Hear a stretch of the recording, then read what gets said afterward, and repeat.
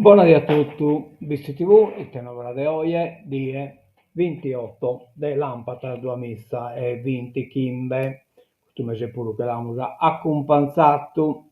Bene, ecco la musica San Noval de Sadia, la musica intanto una baita te da Saida, come si presenta con un bello biaito, oggi e sfumati sasoro, adesso scuccuroso, ma veramente una bella tintura. Ecco. E dimmi di tornare a Sottaravallo de oggi, sole pleno tutto la dia, 30 grado temperatura massima, 22 gradi sa minima. Adesso fritto, non vi morimo. Andiamo a casa domenica, 30 gradi e 22, che a oggi è sole pleno tutto la dia. Bene, uno bello toccamento di allegria, atera laurea, si è laureato Nicolò De Logo, visticheso, de nazione vistichesa, poi sono stato in visti, laurea magistrale in informatica con King, Kent, Deck e Lode, e sull'Università del Salerno, Dipartimento di Informatica. Niccolò, di famiglia vistichesa, che è stato in Olbia, è il figlio di Pietro De Logo. Pratte, a Mustere de Ciriacoligio. Eh, Dunque, Niccolò, famiglia Vessicchese, è stato in Olbia, è il figlio di Pietro di Logo e Arli Morghenti, nipote del Chircone de Pepe Lenai e Lucia Enedina Carzedda. Cioè, questo può individuare la famiglia che essendo in Forasa, che era centrata bene a Ripola e non va partiti, insomma, ecco. Cioè, mentre ora de bonus proffettos e mentre avanzamento a Niccolò, Ale Niccolò. Bene, è stato questo arraionata su quale suo libro di Riccardo Devoto e di Satti e quindi no, una bella ragionata bene, insomma è stata meta importante, sono relatore di meta, però insomma hanno trattato l'argomento in maniera veramente esaustiva. Spantosa rappresentazione del giornalista di Runesu, Marilena, che veramente ha impostato l'argomento in termini professionali, insomma, ecco. E poi abbiamo stato sull'intervento, bisogna stato la parte di apertura del Don Tottoni, di Diego Carru, Don Mariani, eccetera, eccetera, insomma. Bene, ecco, appunto qualche fotografia di questo evento, ecco qua, poi altri, no, che Don Tottoni, che hanno intervenuti, Marilena, e così via, insomma. Bene, andiamo da innanzi, avviso pubblico, ufficio dei servizi sociali, assegno di natalità anno 2025. Los interessati lo possono anche di manna. Le scadenze sono 3107 2025 ore 13 per domande di rinnovo. 0901 2026 per nuove domande, quindi leghite volvene sul bando. A terrore appuntamento lo vediamo su Battle de Triula in romanzeso, il ciclo degli antichi, archeoastronomia della Sardegna preistorica, dalle ore 20:30 presso il sito archeologico di Romanzeso, 20:30 conferenza Il cielo degli antichi, 21:30 osservazioni ai telescopi, racconti tra miti e astronomia.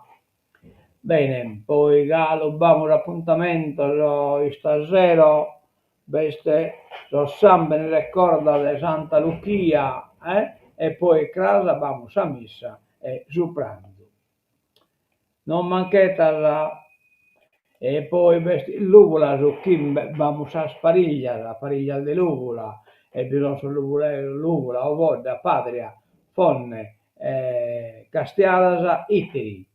Il programma è scusto, saldeca e mesa, de Manzano, su Salone Moredo, dibattito, succadu in storia sarda e sal valentias accadu in Sardegna. Questa manzano può scrivere zero, pariglia in Santo Nicola, a sicché chena comunitaria e ballo la sonette sempre in Santo Nicola. Bene, andiamo come sul giornale. Giunta, il PD fa saltare il banco, non c'è accordo sugli assessorati. Arranca il neo sindaco Emiliano Fenu, cioè va già chi corra, chi non torrata, sa amministrazione nuova del suo comune di Nuvola. E vabbè, la solita schermaglia. Un dossier della Cassazione stronca il decreto sicurezza. Questa è una nuova meta importante, criticità nel metodo e nel merito, rischio di pene sproporzionate, scoppia la bufera politica. Fratelli d'Italia, ennesima provocazione togata, praticamente stiamo andando verso un stato di polizia esa al governo non che scontri, cioè che chi uno che ha che una manifestazione praticamente rischia la galera, in modo tale che tutta sa muta, tutto ubbidiente e tutto coperti e allineati, magari sonanne, cantanne faccetta nera. Criticità nel metodo e nel merito, nonché dubbi di costituzionalità che, se confermati dalla consulta, potrebbero portare ad invalidare l'intero provvedimento. L'ufficio del massimario della Cassazione smonta pezzo per pezzo il decreto sicurezza, già convertito in legge dal Parlamento, e in una relazione passa in rassegna le principali problematiche che sono state connesse alle nuove norme. Il testo, depositato alla Suprema Corte qualche giorno fa, non ha alcun effetto giuridico, ma dà un'idea della perplessità che in futuro potrebbe orientare eventuali ricorsi e giudizi. E comunque, basta ad innescare le polemiche politiche con le opposizioni che attaccano e chiedono al governo di fare un passo indietro, e la maggioranza che con Forza Italia parla di invasione di campo e di ennesima provocazione. Il documento dell'Ufficio della Cassazione sottolinea i profili problematici di diverse fattispecie introdotte dal decreto sicurezza. In linea generale evidenzia gli aspetti legati alla carenza dei requisiti della straordinaria necessità ed urgenza, che non bisogna, del decreto varato dal governo, all'eterogeneità dei provvedimenti e al rispetto dei principi costituzionali in materia penale. Il decreto legge del governo è intervenuto a inglobare un precedente disegno di legge che era stato oggetto di un lungo confronto parlamentare ed è giunto assai vicino all'approvazione in seconda lettura in aula, senza che siano intervenuti fatti nuovi configurabili come casi straordinari di necessità e urgenza. Della Costituzione viene sottolineato e non basta una apodittica enunciazione dell'esistenza delle ragioni di necessità ed urgenza. Tocca dimostrare appunto come tenere l'articolo, mi pare che in 21 della Costituzione. Dazi, UE pronta a rivoluzionare l'organizzazione del commercio.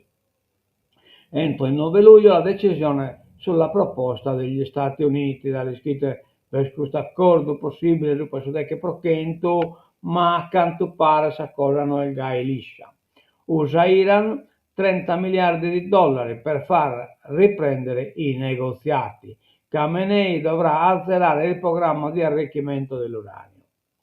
Allora, riportare Teheran al tavolo nei negoziati tramite la leva economica, cioè 30 miliardi di dollari, potete scrivere. Trump avrebbe discusso la possibilità di aiutare l'Iran ad accedere a ben 30 miliardi di dollari per costruire un programma nucleare civile per la produzione di energia.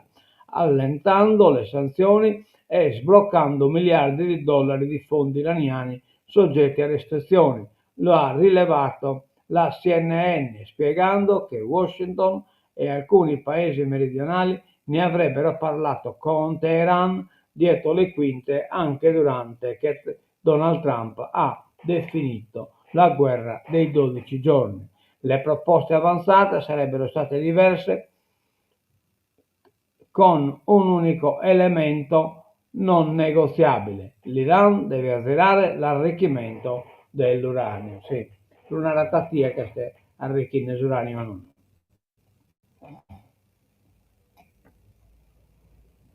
Appello sulla decadenza Todde, in udienza anche i consiglieri del PD. Il procedimento sarà unificato a quello della precedente udienza il 28 ottobre.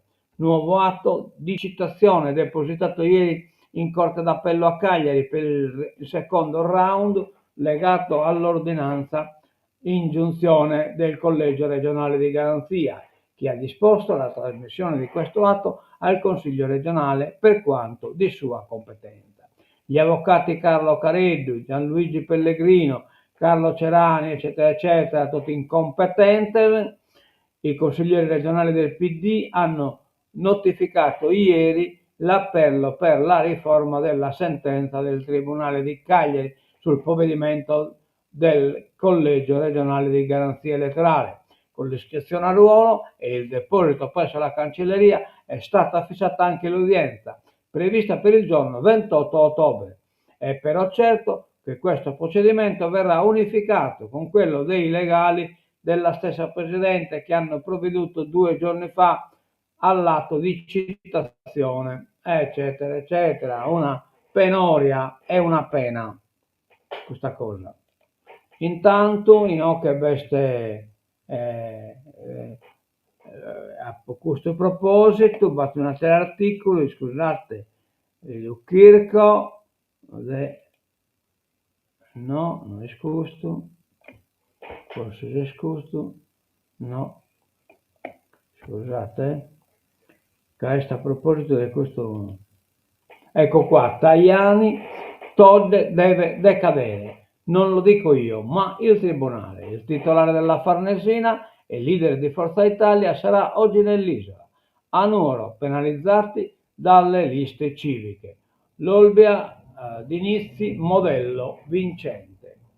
E l'Olbia Dinizi, Canizzi è il di Forza Italia, chiaramente, e caro beste tutto l'apparato, Pietro Pitalisi in prima linea. Vabbè. La sentenza l'ha disparata, quindi andiamo da innanzi.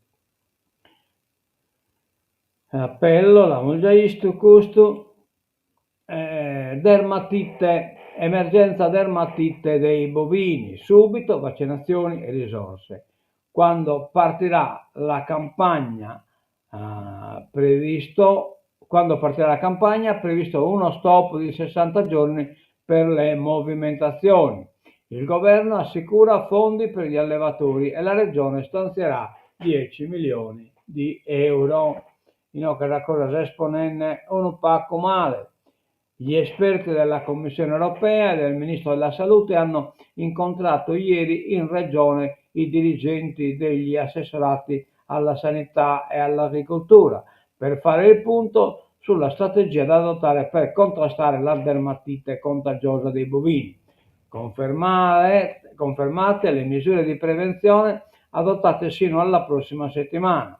È definito un calendario degli interventi da cui a tutto agosto. La regione si prepara ad un blocco delle esportazioni dei bovini per i prossimi 60 giorni, al mantenimento delle zone rosse nei focolai già confermati, alla campagna di vaccinazione e alle operazioni di ristoro per gli allevatori colpiti. Bene, andiamo da innanzi il gallo, la Sardegna, meta del lusso.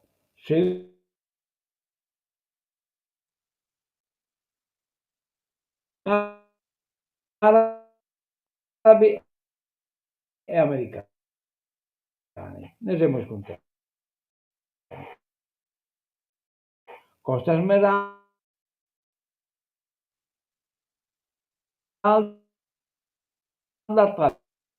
20 aree turistiche con il giro d'affari più elevato. In un anno i viaggiatori USA e quelli sauditi hanno speso 275 milioni di euro.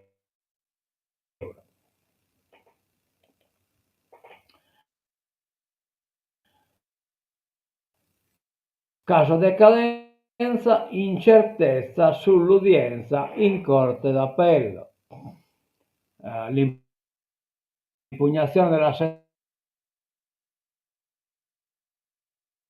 sentenza del tribunale, scelti i riti per ottenere il CIN. Questo numero però potere che affitto lo corso, cioè affittare praticamente istanze a sente che vi è stato una due al dia. Certificazioni sbagliate con dati errori e report in cui si confondono i proprietari delle case con i semplici gestori delle strutture turistiche. E poi il CIN, codice identificativo nazionale, obbligatorio da quasi un anno, ma che tanti stanno richiedendo al Ministero in queste ore, con tutto ciò che ne consegue dalle complicazioni burocratiche alle difficoltà nell'accedere ai portali con lo SPID. Insomma, sono giornate difficili per chi ha deciso di dedicare agli affitti brevi il proprio appartamento. E sono tanto se pure in vizi che alcuno le fa. Dermatite bovina altri 2 mesi di stop e caccia ai vaccini. Bartolazzi narra profilassi in tempi brevi, SATA ristori con un piano da 10 milioni di euro. Questo l'abbiamo già visto, andiamo alla politica internazionale. Dazi, la UE insegue l'intesa e propone un nuovo WTO. Si parte dal 10% sulle merci europee, proroga oltre il 9 luglio. Il 9 luglio deve scadere la proroga e riscattare la sanzione, cioè lo dazio fino al 40%, ma a quanto pare questa scadenza a bene spostata. Piano per l'Iran, ma c'è l'ombra delle sanzioni. Gli scenari, gli USA pronti a guidare un progetto per il nucleare civile. Cioè, l'abbiamo già visto questo argomento, una pioggia di miliardi per lanciare un programma nucleare civile, un allentamento delle sanzioni e la possibilità di accedere ai fondi al momento vincolati. Sono alcuni degli elementi del piano americano per far tornare l'Iran al tavolo delle trattative, a patto che rinunci in via definitiva all'arricchimento dell'uranio, e cioè a sta bomba atomica.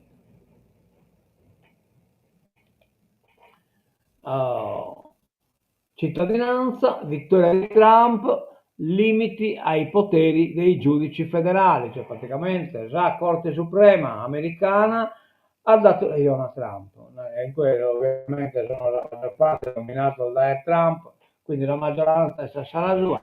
Storica decisione della Corte Suprema in merito il merito del pronunciamento a ottobre. Singoli stati non potranno intervenire sul divieto dello ius soli, cioè praticamente lo ius soli è che chi è nascito in America è americano, e Trump questa cosa l'ha impugnata. Sfida in occhi moderna Romania, la sfida di Schlein e Calenda. Saremo a Budapest Pride, cioè che è vietato il Pride in Tresenarta e in Budapest, ecco su Pellegrino che veste capo del Stato, oh, oh, e che chiaramente limita la libertà, appunto Calenda a sfidare questa proibizione che veste di Erdogan, Orban. Da segretaria del PD Elly Schlein al leader di Azione Carlo Calenda, dal responsabile esteri di Italia dei Valori Ivan Scalfarotto sino alla coordinatrice diritti dell'M5 Stelle Alessandra Maiorino. È nutrita la delegazione italiana in partenza per Budapest Pride, evento a cui parteciperanno attivisti e rappresentanti istituzionali di tutti i partiti del centro-sinistra, compresi Più Europa e AVS. Per l'Alleanza Verde Sinistra al corteo che sfiderà i divieti di Viktor Orban. Parteciperà un'eurodeputata, ma non come molti si aspettavano, Ilaria Salis, che è stata detenuta per oltre un anno in un carcere ungherese, bensì la collega Benedetta Scuderi. La minaccia di conseguenze legali per chi parteciperà al Budapest Pride, fatta dal primo ministro ungherese, non ha fermato le partenze. Anzi, in Italia ha innalzato ancora più i livelli delle polemiche in chiave anti-Orban. Più Europa, che parteciperà alla manifestazione con il suo presidente Matteo Allese, riferisce di un clima intimidatorio per i suoi attivisti appena arrivati in Ungheria. Nuove sanzioni alla Russia. Bruxelles, dopo l'ennesimo appello del presidente ucraino Volodymyr Zelensky ai leader UE ad aumentare la pressione sulla Russia, la macchina blu stellata è al lavoro per non abbandonare Kiev. Intanto si è trovata la squadra per il rinnovo di altri 6 mesi di pacchetti di sanzioni, ma era l'obiettivo più facile. Budapest è l'unica che sul tema può creare problemi, ma guarda a Washington per trarre ispirazione su farsi. E per ora Donald Trump non ha dato indicazioni. Budapest sempre Orban, estissimi sempre. E est in Europa si picata los aiutano, però non la sa facere. Tancamos no que tenemos de hoy, in sua sigla de tancatura e nos damos appuntamento a Crao.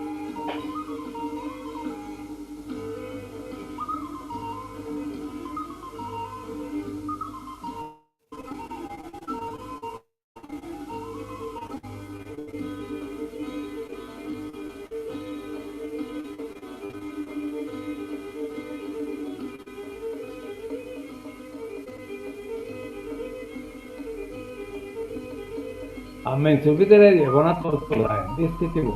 Adios.